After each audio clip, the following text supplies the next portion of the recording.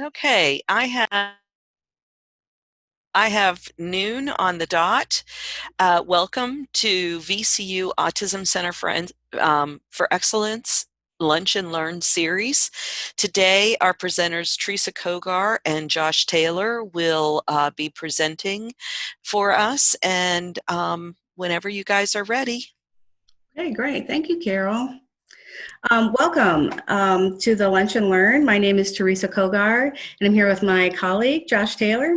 Hi, glad to be here. Really excited to talk with you and tag team with Teresa today to talk about one of our favorite topics. Absolutely. Josh and I are both really passionate about self-determination. And one of the things we're going to talk about today is promoting self-determination through goal setting. And just a few housekeeping items before we get started. If you've been a part of these Zooms, you know that we record them. And if this is your first one, welcome. We record these sessions. And by participating, you are consenting to that. But just so you know, before we share this on our website, we do have these archived every week. We put them on our website. We do edit out the information to protect your privacy that's in the chat. And what we record. So no worries about that, the question and answer section. So we want to start with what is self-determination? And oftentimes when people hear the word self-determination, they automatically think self-advocacy. And we're going to talk about that in just a moment. But one of the things that Carrie Sjogren from University of Kansas says is being self-determined is about making things happen in your life. And you think about yourself and where you are in your life, your job, maybe a relationship, just your day-to-day, what you do. How did you get there? How did you make those things happen? And again, just thinking, how do I get up each day and make sure that I have the skills and the tools that I need to be able to make the things I want happen in my life happen? It would be great if we had a magic wand, right? And we could make those things happen. And that's often what I think about in my own life. Like, gosh, this is so hard. Like, I don't want to think about this. I don't want to try to problem solve this. I don't want to think about a goal I have to set and how to get there. But in essence, we really do. And what's really important is to help our students, our sons and daughters, to gain those skills also so that they can make those things happen in their life. And how important that is for them long term. In self-determination, there's many what we call core components. And if you take a list of these, as I mentioned, self-advocacy is just one of them. And it's a wonderful, great long-term outcome and short-term outcome for the individuals that we serve and work with and your sons and daughters. And you can see goal setting and attainment that we're going to talk about today is just one of those many core components. But as you can see, again, when we talk about how do I become a self-determined person, whether you have a disability or don't have a disability, you can see of all the things that we have to learn along the way in our life and continue to learn to help us do that. Choice making that we've talked about in many of our lunch and learns is one of the most powerful things that we can give to our individuals and ourselves. What am I going to have for breakfast this morning, right? That's a long-term, it's a great component. And you can see problem solving, as I spoke about, and some of these other things that are really all make up what is a self-determined person and self-determination. And as we go through today, we're going to kind of talk about self-determination as a concept that comes out of psychology. So, there's a lot of different pieces and parts that affect different things of it. But we're really going to try to keep it really concrete in terms of thinking about like what can we do to promote these things with the folks that we are supporting and working with. Absolutely. Thank you, Josh. And so for that very reason, why do we build self-determination skills? And it's really about helping our individuals know what they can do instead of what they can't do. Oftentimes, especially our students with disabilities are often told what they can't do or their barriers. And we want to change that paradigm shift. And the self-determination theory, as Josh spoke of, really helps with that because we start to learn about a person's individual strengths and interests and preferences. And from that, we can help them know what they can do and what is possible for them. Yeah, and I think this concept is so important, as Teresa, as you touched on, because I think in special ed, the old school way that we used to think about things, and I think fortunately, I think that paradigm is changing a lot. It used to be just, what are the kids bad at? What are the kids cannot do? What are the deficits? What are the weaknesses that we need to address? And that's where the real focus of what special ed, was, and really to a large extent continues to be kind of placed upon. And as Teresa pointed out, self-determination kind of flips that on its head and says, we're not just going to focus on what are the things that are students bad at. We're going to look at how can we give control over, and how can we help students build on their strengths and what they like to do, and really making choices that are going to be about them having agency in their own life. Yeah, absolutely. Thank you, Josh. A really powerful idea. Yeah, absolutely. And it really also, again, like we're speaking about, is that shift in thinking. So instead of being dependent on someone the rest of your life, you move towards more independence. And in reality, there are things where all of us are interdependent or maybe dependent on someone else, and that's okay. But the goal is to continue to move towards being as independent as possible. And we'll talk about that really with goal setting is a great way to assist with that. Again, it's also instead of enabling, right? And oftentimes, especially as parents, right, and teachers, it's because we care and we want to do the right things. And so oftentimes we might do something for you instead of teaching you how to do it, and then maybe letting you fall a little bit, but then picking you back up and saying, no, you can do this. And here's how you're going to do this. And that goes back to those core components so that you're able to do that and you feel good about the things that you're able to do. Instead of teaching, which we do start out with, then it really becomes about guiding. So again, like Josh said, you're becoming your own agent, you're becoming control of your own life. And that's truly, truly what we want. So again, when we think about our sons and daughters and the individuals we work with, we can look long-term about, yes, they might need some supports in some areas, but it's still also about guiding them and learning how to make those choices and problem solve through that.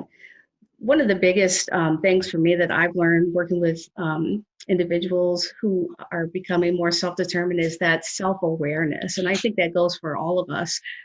It's just becoming more self-aware of who I am, the things I can do. One of the greatest things I just heard Temple Grandin, a person with autism who's very famous, she said, I'm a scientist first, and I'm a person with autism second. And I think that's really important to remember. Her own self-awareness is, yeah, I am a scientist.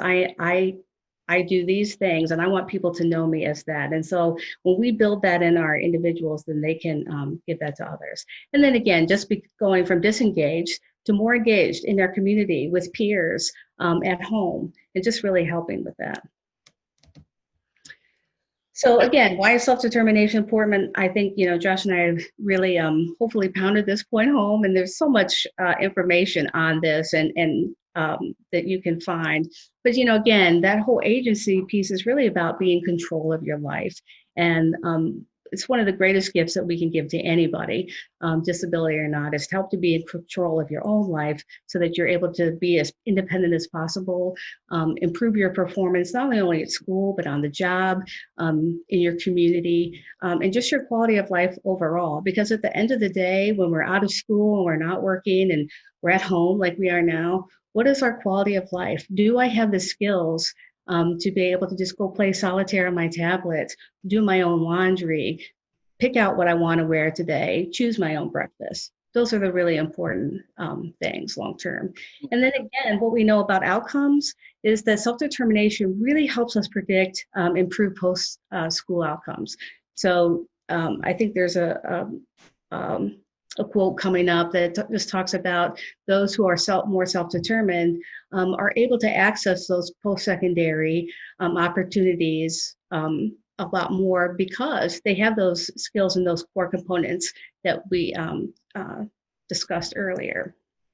And what we know is goal setting is a major component of helping with that autonomy and decision making and helping predict those outcomes. Because if you think about yourself in your own life, you're probably setting goals daily, small goals and large goals, so that you can have that quality of life that you need and help predict your own outcomes and feel good about what you're doing. Yeah, that's a great point, Teresa. I think it may be helpful to think about sort of the way that we get information from research right now, especially what we call this transition age. So this movement from sort of working in schools to looking at what's going to promote the best outcomes for folks when they become adults. And so when we talk about this prediction or predictors, what we're talking about really is, research has shown that there are certain things and experiences that students can have when they're still in school, that if they have those, they're going to be more likely to achieve those better outcomes of getting jobs in the community, being integrated with their peers in the community, accessing college or post-secondary education of some kind. So when we talk about prediction, and self-determination is one of these really cool ones. It's what we call a mediating factor, right? And so that means that there's stuff that we can do that's going to impact and improve self-determination, this construct within the folks we work with, and that in turn is going to lead to these better outcomes. So self-determination is really unique in this way, is that there's things that we know that we can do that we'll talk about in a little bit, and goal setting is one of those, that we can provide experiences for folks to improve this.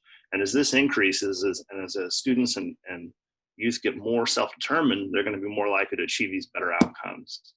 And so can we go to the next slide, Teresa? Yes, thanks, Josh. And so just a few facts from what the research says about students who are more self-determined is that they're twice as likely to be employed a year after high school. So they're a lot more likely to get jobs that are paid in the community, that are integrated there. And then 3 years after graduation, they're more likely to have employment that includes benefits, and they're likely to be living somewhere other than outside the home. So, folks, the self-determination plays a role in lots of different parts of what makes folks successful at sort of navigating workplaces and problem solving and living on your own. And I think one of the important things to talk about as we talk about self-determination is I think sometimes we think about, okay, self-determination, independence, check, got it. And that's true. We do want to promote independence with folks. But that doesn't necessarily mean independence in this old school way of, oh, well, you're 18, kick you out of the house and you're on your own and just navigate the world with no supports. Self-determination is really about having agency to look at what are the supports around you and what are the tools and resources and people that can support you to kind of achieve what you want to achieve. So I think that's an important distinction to bring up. Yeah, Josh, that's a great point, because I was actually thinking of Michael Waymeyer, who is another guru in the field of self-determination, who says exactly that. Yeah, it's really about, again, like you said, looking at those resources, because, as I mentioned earlier, we're not going to always have to, I don't do everything on my own. There's some things that I need assistance with from others, and that's okay. But it's right, having that, those components that we talked about, to be able to, where do I get those resources? How do I problem solve that? How exactly to attain that? So great point. All right, so we know self-determination is a really good thing. It's going to lead to great stuff if we can promote it. So, all right, let's go to the next slide. Let's get Okay. How do we promote this abstract thing, self-determination? So fortunately, there's lots of different ways that I think we can go about promoting self-determination with folks. And because of the researchers that Teresa and I have talked about, Carrie Sjogren and Mike Waymeyer before her, I think we have a lot of information about how we can achieve promoting this. The biggest thing that we can do is to create those opportunities for the individuals to become agents in their own life. And when we say agents, we mean to make choices, to make decisions that are complicated and are meaningful and are going to have an actual impact, not just what kind of cheese do you want on your sandwich, but really kind of what's a decision that's going to have an impact on your life, and then teaching the process of actually making that decision and weighing consequences of those. Goal setting is what we're going to talk about today. That's a really big one, and we can kind of scale that up from setting really kind of routine, structured goals at a very young age, building all the way up to goals that are going to last over the course of a couple years into a career, or we're going to kind of give some structure to some of the bigger decisions and courses of folks' lives. And the other big thing is we want these to be in real context and real settings. And so self-determination is one of these things that it really requires us to be in these real life situations. And if we try to make these kind of just a isolated practice in a controlled setting, it doesn't really work that way because it's not realistic to the way that we actually make decisions, we actually set goals, we problem solve around the things that come up in real life. The next big thing is maintaining high expectations for youth. And this, we talked a little bit about those predictors of what's going to more likely lead to better outcomes down the road for youth as they become adults and employment and things like that. And this high expectations one is one that's really come across in the research, is that if we just maintain high expectations and really challenge the youth that we engage and work with, both from a parent perspective and an educator perspective, that in of itself is going to lead to better outcomes. And part of that is because we're going to put individuals in situations where they're going to become more self-determined through the choices that they make through that. And then, fortunately, we've also got a few different approaches to explicit instruction, or really teaching the components of self-determination. I'll kick it over to Teresa, who's done a lot of work with I'm Determined here in Virginia, which is a fabulous resource and known throughout the world for its work in self-determination. You want us to share a little bit about I'm Determined? Yeah, thanks. Yeah, thanks, Josh. I'm Determined, and we're going to show the website, but they haven't been on the site. It is specific to Virginia. It's called imdetermined.org. And the great thing about I'm Determined, one of the greatest thing is the youth leadership that they've built up. It is Department of Education project that they've built up through the years. And those youth are going out into schools and communities and talking about how they became self-determined individuals. And I think the greatest things that we learn are from those folks. Like I mentioned, Temple Grandin. When you talk about high expectations, Josh, there's so many videos on that site of youth talking about the different tools that they use to gain those skills and self-determination. And one of the girls that's on one of the videos was in Fairfax, and she said, my teacher, she has a learning disability, and her teacher told her she would be nothing more than a burger flipper. And this is what she says on the video. Well, I just want to tell you that girl is now a special education teacher and has a fabulous classroom. And the wonderful thing about her is she didn't let that get her down. And I think that's for all of us, right? That's why those core components of self-determination are so important. And like you said, Josh, so that explicit instruction on the I'm Determined site, we worked with teachers, and they still do, over the years, to develop lesson plans around the core components. So that's why I'm a big believer, and I always talk about the core components, because you really do have to have all of those in order to be successful in life, and they're ongoing, right? The other thing about those is you don't have to have one in place before you get the other. So if you've got choice making down, great. You don't have to have choice making before problem solving. You could do it right simultaneously, and we should be doing that. And that explicit instruction helps with that. And Josh, you made a great point earlier about doing that in real life settings, because that's really where we learn how to make those choices and become more self-determined. So the I'm Determined site, we're going to share the link, and it will be on the bottom, but talks about, right, that explicit instruction on how do you teach goal setting, how do you teach self-efficacy, how do you teach yourself to be more aware of your strengths, your interests and preferences, so that people see you for who you are and not your disability. And I will tell you that the constructs of this project have been the youth.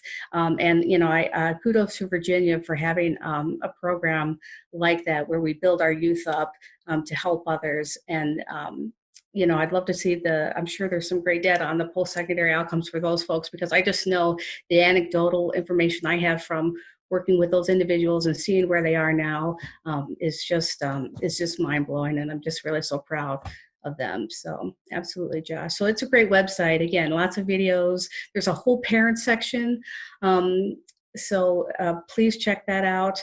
Again, that talks about all of these things. And also, there's actually a youth summit. Every year they do a youth summit, a youth and parent summit. So that's something we can give you information about as well. Thanks, Teresa. Yeah. And then the other one is, we talked a lot about the folks at the University of Kansas. They've really been really pioneers in their own right in pushing this work forward of self-determination for youth with disabilities. And the self-determination learning model of instruction is one of their sort of evidence-based curricula that they've researched both in the classroom and then increasingly sort of in workplaces with transition. We've talked about sort of, can't stress enough that natural settings are the best place to sort of practice this and give folks opportunities to it. And then the last two I want to kind of touch on is, right in line with thinking about natural settings, the more that we can have our students included in general education classrooms around their peers in those natural environments, where not everything is kind of set up and structured for them, they're going to develop those problem solving skills. So we still need to obviously support folks and make sure they're successful there.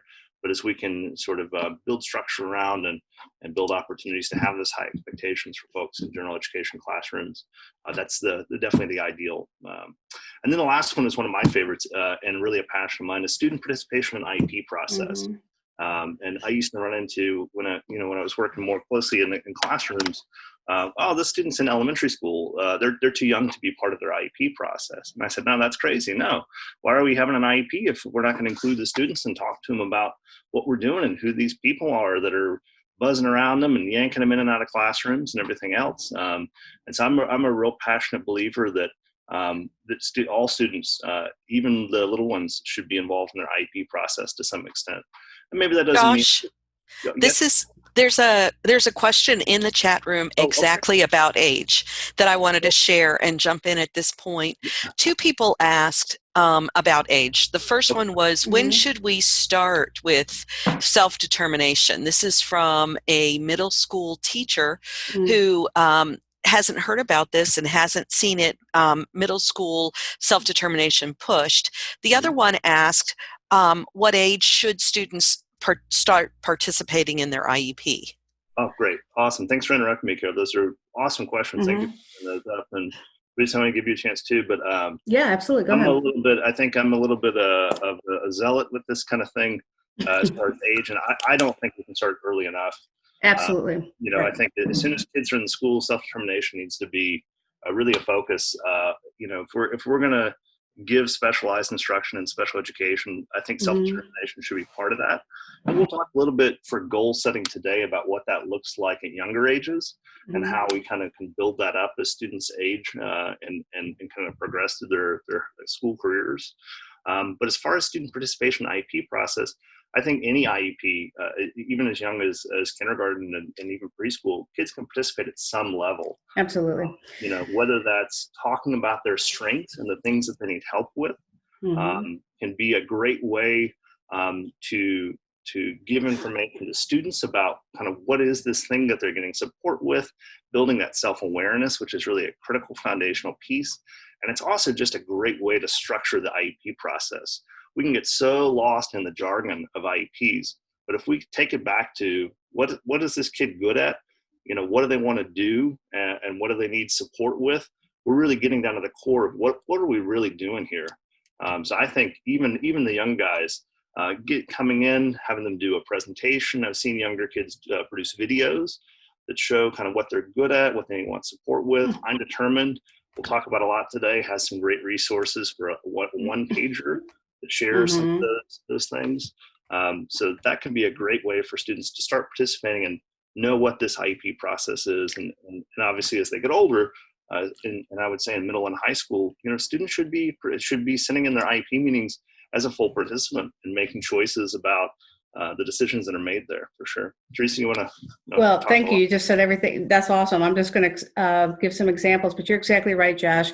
So if you go on the I'm Determined site, about 10 years ago, we worked with Rockingham County, and there was a young kindergarten student who did a one-pager, and there's the I'm Determined site will show you all the different examples and ways to do that. But you're exactly right, Josh.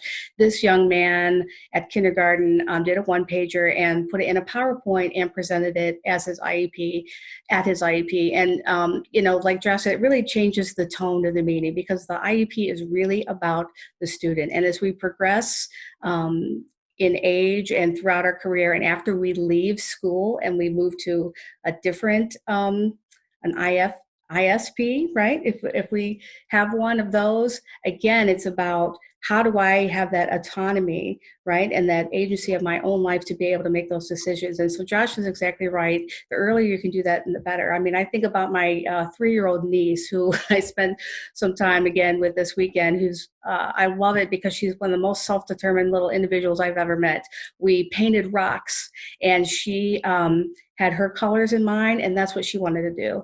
And her grandmother, my mother, said, well, let's paint this. And she said, no, I want to paint this. And my mom was adamant on her color, and my niece was adamant on her color. Well, I will tell you who won was my little niece, because she had made the choice. She'd already problem solved and thought of, and her ultimate goal was to paint this rock blue and this rock green, and that's what was going to happen. And I really was so proud of her for self-advocating to her grandmother that this is what the rocks in your rock garden are going to look like.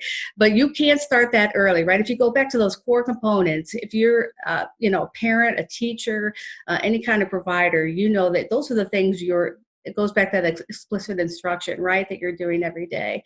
And so those are just some examples. But yeah, Josh, absolutely. The earlier, the better. And there's just so many wonderful ways to do that. And like Josh said, even if it's coming to the meeting, introducing yourself, so that those folks at the table know who you are, in kindergarten, that changes the game for the students, because then it really becomes about that individual and not about just going through the paper and marking off our boxes and moving on to the next thing.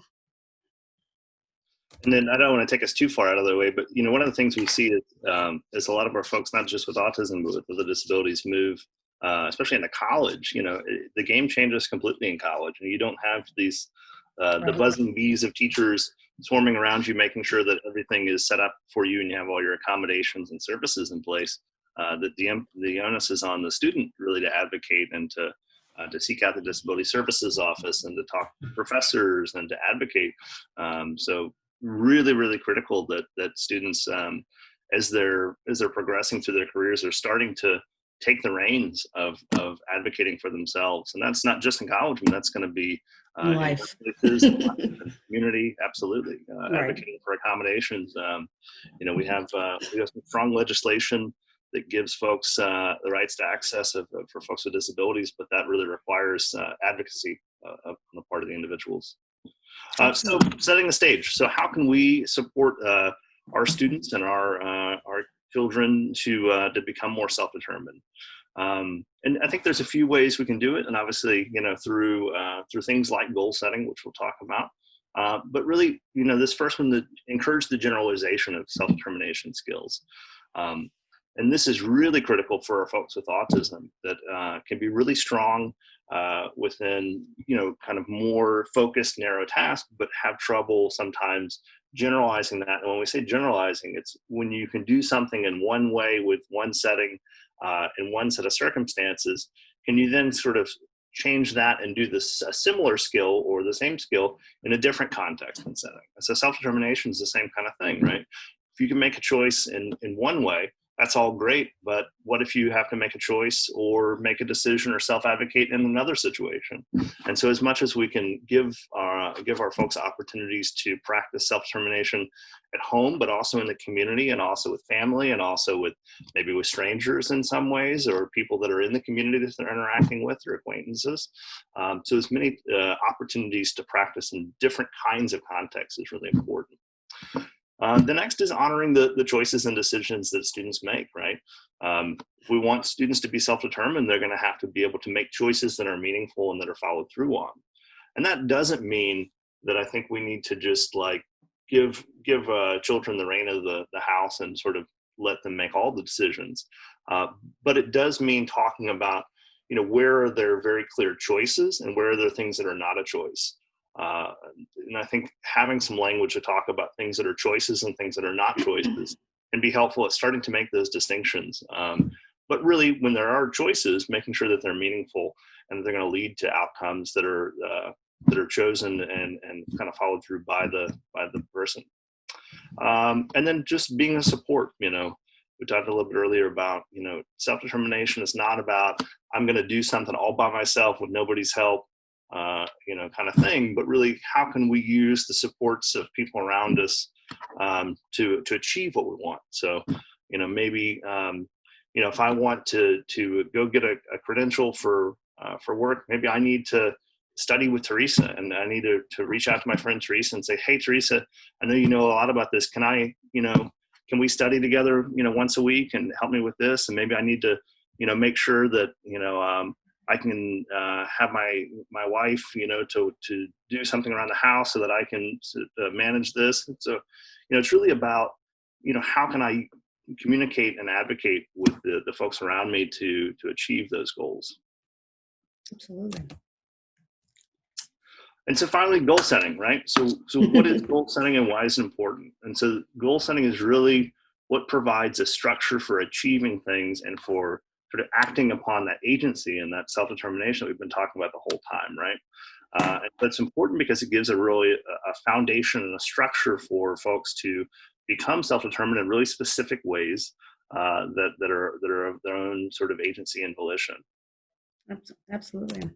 So thanks, Josh. Those really all great points. I appreciate it. So, I often think, we think, oh, goal setting, that's so easy. I have a goal in mind. I'm going to lose 50 pounds in the next month. And then you realize, oh, hey, wait a minute. That's not really as easy, because I can tell you I've been trying to do that for years and I have not achieved that goal. So I know one of the things I need to do is break that goal down into smaller, more meaningful parts, and to be able to measure it so I know that I've met that goal. And if I haven't, that's okay. I'm going to go back to the drawing board and figure out what are those pieces I need to put in place so that I can achieve it. That's really what's so important about goal setting, because to be a self-determined person in life, we have to continue, as Josh said, to set those goals, no matter what we're doing in our personal life, in our work life, at home. And so we really want to help our individuals to do that. So you all have probably heard of SMART goals. And if you haven't, there's a lot of information out about SMART goals, but it really is just that. It's the word SMART. And so when we're writing a goal, we want to make sure we're specific. Again, I talked about that 50 pounds. Well, that might be specific to me, but really I need to break that down. So maybe I'm only going to do 5 pounds. So I want to make sure that I'm specific in what I write and that it's clearly written so that anybody who looks at that goal can understand it. I want to make sure that it's measurable. So we're going to show some examples, but what is the timeline attached to that, right? I mean, that's one of the things that's really so important to goal setting is I need to know, think about if you're working on a project or just doing something around the house. Maybe I want to get the dishes done within 10 minutes, so I might set the timer. You have to be really, otherwise I might just sit around all day and say, oh, I'm going to get to the dishes. But it's just really important, again, to put that measure on that so that we know that we're meeting. And that helps us feel successful, to know that we've completed it and it's done. Again, make it achievable. This is why strengths and interests and preferences are so important. And this is what I recommend people start with goal setting first. Do something that means something to you, because when we set those goals first and we achieve them, then we know we can move on to things that we might be asked to do that maybe aren't in our interests and preferences. But we have to achieve those goals. And so we're more apt to know how to do those and know that we can achieve them if we've set goals for ourselves first that we've been successful at. So it's really important to look at that goal to be able to achieve that. And that goes again with the R too, being relevant and realistic, something that personally matters to you in your life. That's going to make those things happen, as we talked about earlier. And then again, time bound. A specific start and stop date, right? So I'm going to show some examples of that in just a minute. But again, that SMART goal: specific, measurable, achievable, relevant, realistic, and time bound. And again, I think Josh mentioned this earlier, but I think especially with goal setting, students that I've worked with, maybe right in kindergarten, they want to be a football player. Well, we definitely never want to shoot down anybody's dreams. But what can we do for that student, since that's an interest of theirs, to make something achievable and relevant and realistic to them? So maybe they start looking books about football players, and they start learning more about football. And we can continue to keep those things. And no one's saying that they can't ever be a football player, but we have to start building those early skills first to let them know if they can start to achieve those smaller goals in order to build up to that bigger goal. And even if they don't ever become a football player, that football can be a part of their hobbies, their interests, and a part of their life. And so we teach that to them as well. Josh, do you have anything else about Yeah, that? I think what's useful with that is, trying to stay with that interest instead of just sort of dismissing it, as Teresa said. But what is it about football or whatever it is that's really appealing? And so there, when we I think look beneath the thing itself to, is it teamwork? Is it competition? Is it large social environments with lots of people that has like a lot of sort of activity and energy to it? Those things, we can find other things besides just football that have those characteristics. If we can kind of figure out what is it about football, or what is it about being an NBA player, or being a famous musician or whatever that really is appealing to that person, I think we can try to figure out things that are our interests and our preferences for folks that we can find other opportunities for. Maybe there's only a handful of folks that are going to make it as a professional football player, but there are certainly lots of avenues that we can find that involve sort of working in a place that is really kind of high energy and excitement, or is intense, or involves competition or teamwork or things like this. Right. So once we Working kind at of push beyond just that thing to sort of figure out kind of what is it that's really interesting and appealing about that, I think we get better information that we can be more supportive to help folks achieve the real vision of what they want for their lives.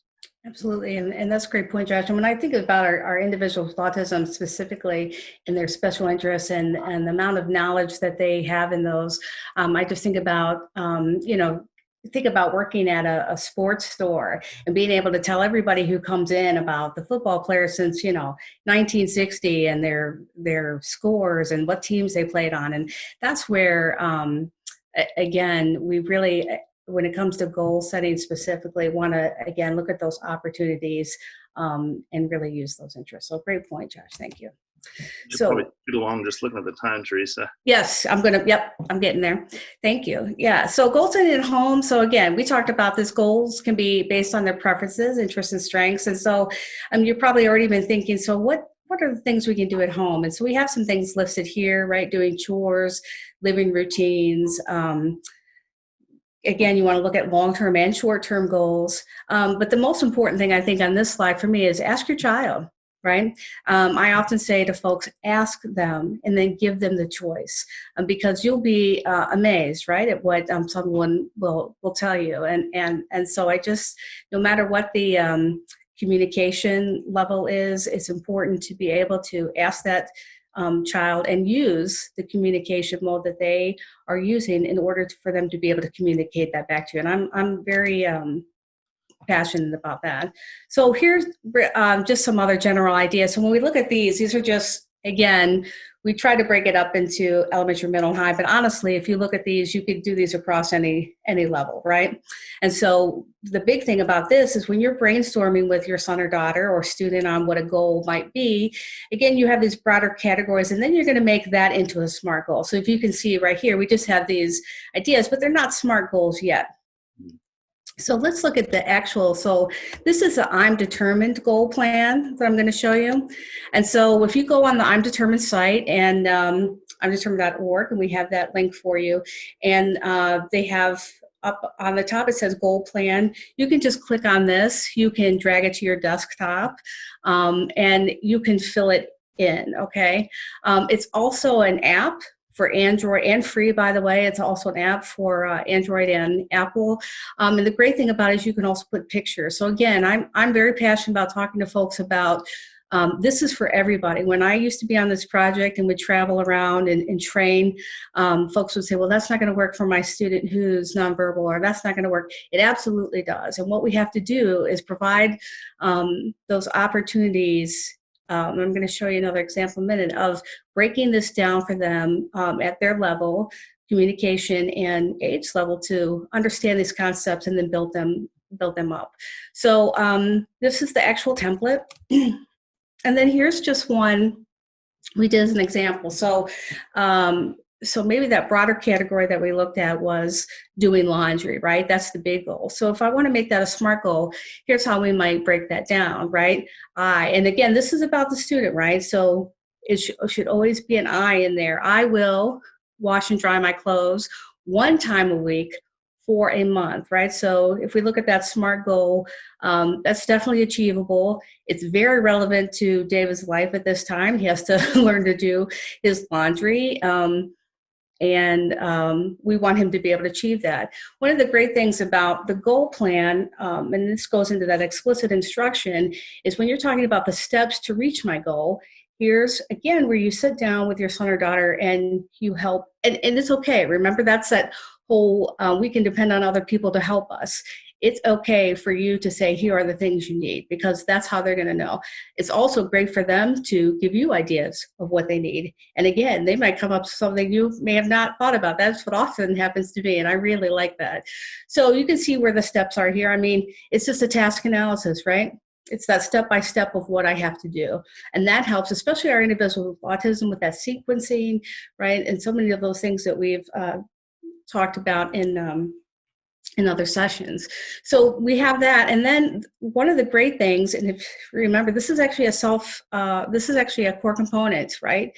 Outcomes. What are the outcomes going to be? So if I, again, ask the student, ask your son or daughter, and help give them ideas too. Hey, if I do my laundry, I learn how to do that on my own, and my mom doesn't always have to do it for me. Because I can tell you, when my brother went to college, he didn't know how to do his own laundry, and he was calling me at my college saying, what do I do? And so it's just really, really important. That's something I never thought he needed me for, but he did. I'm more independent. Oh, go ahead, Josh. I was just going to say, Teresa, I think this outcome, I couldn't agree more, is so important. And yeah. I feel like we have such a short period of time. Teresa and I could totally talk you guys. Yeah, I know. Yeah.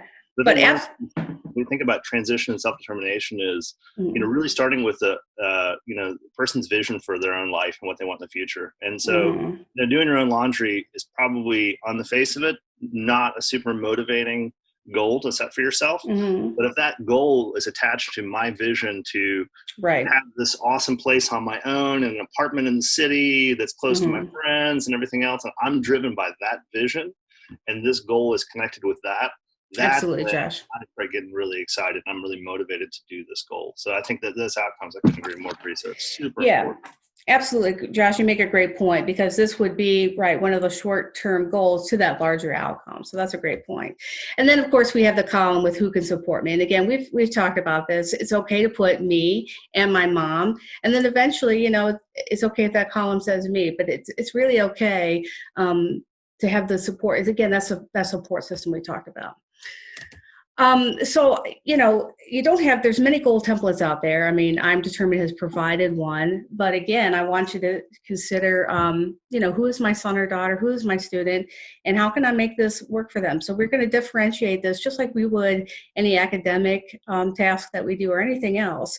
And honestly, this is just, I want people to know that you can do this. You don't have to be technology savvy. I know that I'm not, Josh is, and that's why I appreciate him so much.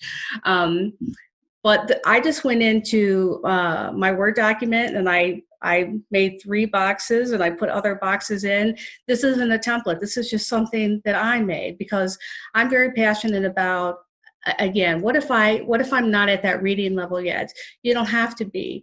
Again, I want you to consider using pictures. I mean, this could even be a piece of paper where you use newspaper or magazines to cut out the things that you're working on, okay? But I just use, if we take like the goldfish, for example, right? So think about, especially our younger students or our older students, right? I mean, having a pet, having something of your own to be able to take care of, right, can be very motivating. And so, hey, I have a goldfish. Maybe we have a goal of, I will feed my goldfish every day for a week. Let's start there, right? So again, here's the girl with her goldfish. She needs the food. And here you have the days of the week. You could cross off the days of the week, right? So she knows it's done each time. I met my goal on. There's that measurable piece, right? You could put the date there. I feel, again, you could help them write. This is just a differentiated way of doing that larger goal, right? So that you're starting to learn what the outcomes are. You're starting to learn, how does that make me feel? And again, you can use any components, but I will tell you that when you differentiate the goal plan to meet those students' needs who may not be at that level yet, it changes their world, because again, you've given them the opportunity to use their voice to say, yep, this is what I need, this is how I need it, and thank you for giving me the opportunity for that voice. And for those who use devices, again, I encourage you to use something like this and help those who help you program that device, put that on the device so that they can use that and say that. So that's kind of what I have there. So again, there's many different goal templates. You can make your own, but just continue, even if your child isn't reading words yet, something I learned a long time ago is to continue to put those words with the pictures to promote literacy. We definitely want to continue to do that and use whatever communication modality that your child Can I just say uses. one thing, Yeah. Teresa, Yep. if you go to your previous slide? Yeah, sorry. I wanted to say I really like how with the last two example goals, how specific and concrete those are. It's like, Thank you. if I do that, I really know that I did that, and I get that sense. Exactly, right. I think like I'm bad about, for myself, when I set goals, it's something like, I'm going to get better at Spanish. And then after a year of sort of kind of studying sometimes and watching a few Argentinian movies on Netflix, I kind of go, well, más o menos, not really.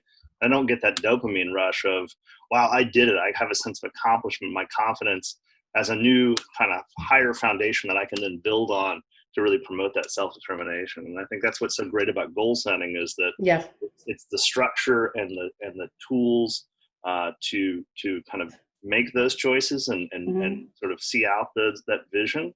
But it's also just a great way to sort of level up that confidence and that independence. Absolutely, Josh. Absolutely, 100%. And I couldn't agree with you more. And thank you so much for those great points. And, as I'm looking at this, I think, individuals I've worked with, I might even break this down further, and I might just put the food and the fish, right? I'm going to feed the fish. We start there, especially if you've got, right, those little ones that we're just starting to build that self-determination in. So great points. Thank you.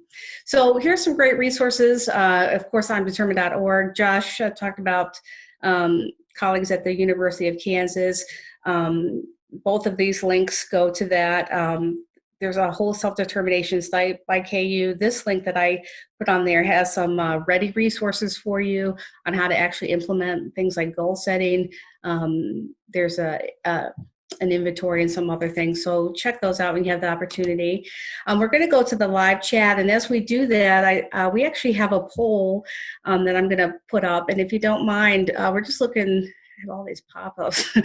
We're just looking to get some data and information from you all, if you don't mind, so that we can keep these going. But as I pull up the poll, love to hear some more questions or comments from you all. Thanks so much for listening, by the way, and being here. We appreciate it.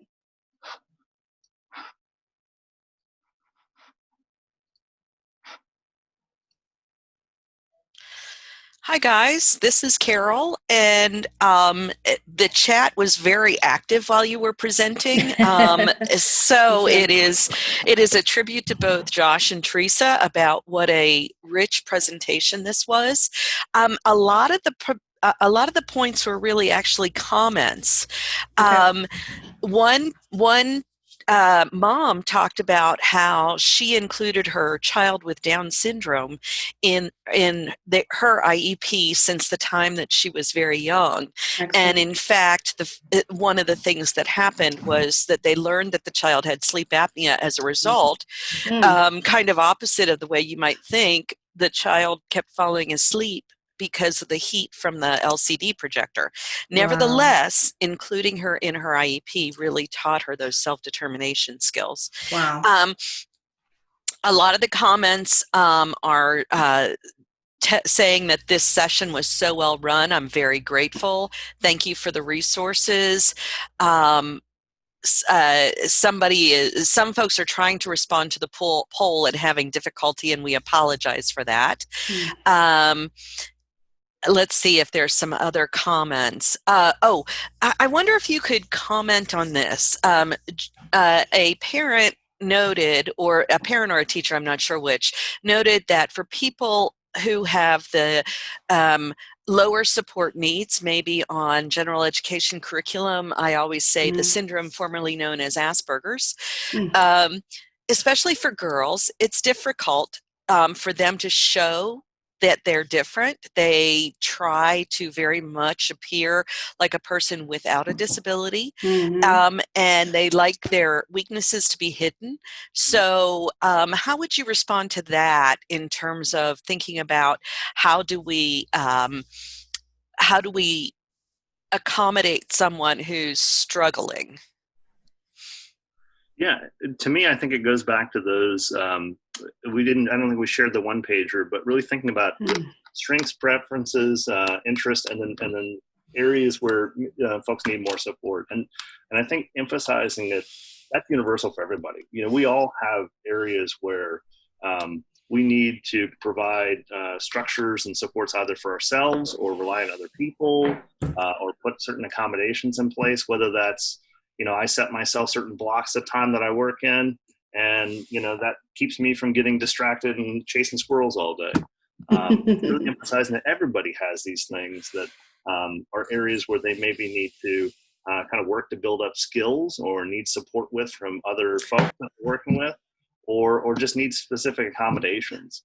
And becoming more aware of that in a way that it's not necessarily a bad thing that makes me weird or different, but it's something that is something that I have power over, because I am in control of those supports that are going to make me able to achieve what I want to achieve. And so reframing it like that, I think, has been helpful for me to, because it is. I mean, I think the way that we traditionally do special ed tends to be very deficit focused. And so that message definitely gets conveyed to students, I think, that if you get this, then you're sort of different and less than, which should not be the case, because that's not what it's about. It's not the purpose of what we're doing.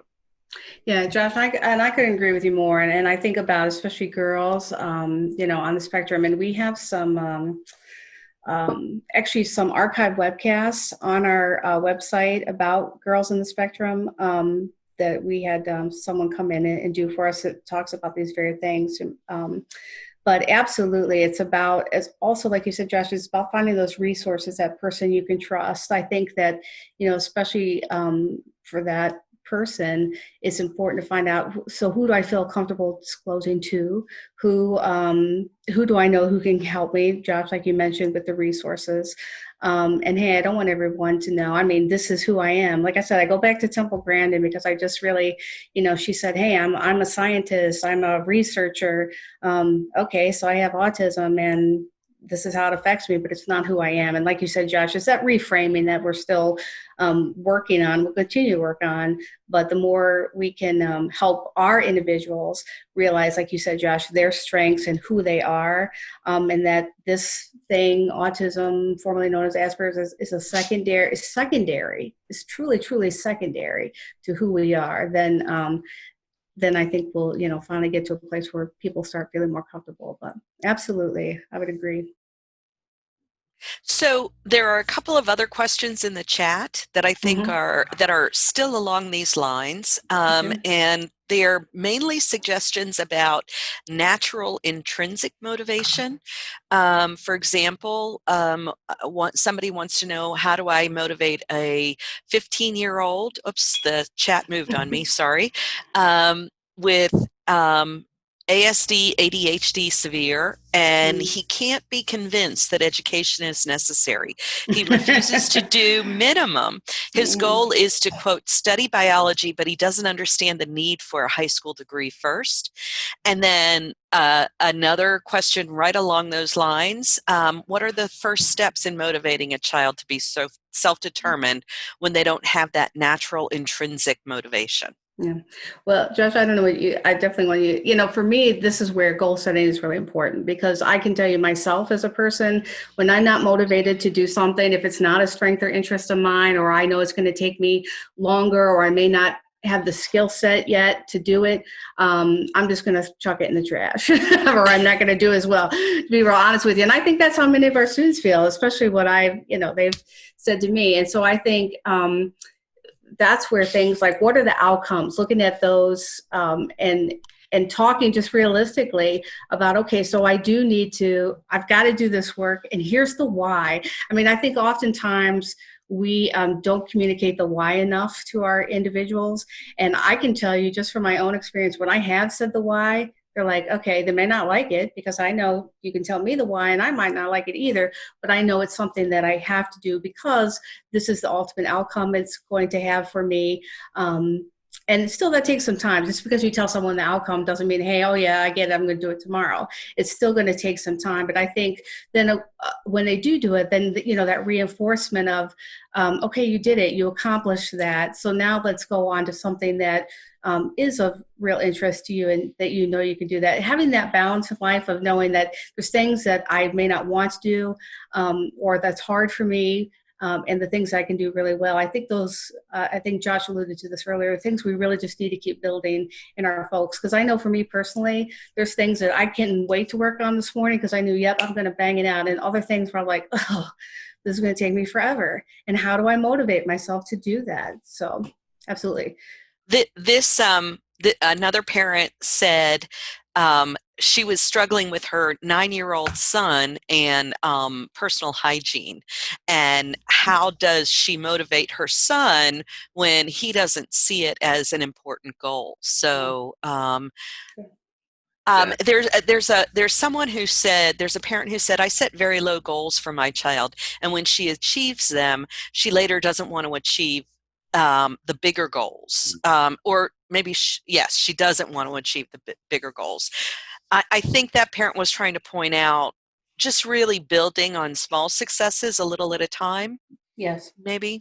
Yeah, absolutely. Go ahead, Josh. Well, I was just going back to, I think, when we think about motivation, and you alluded to this in a few different ways, Teresa, I think, that goes part and parcel with interest, right?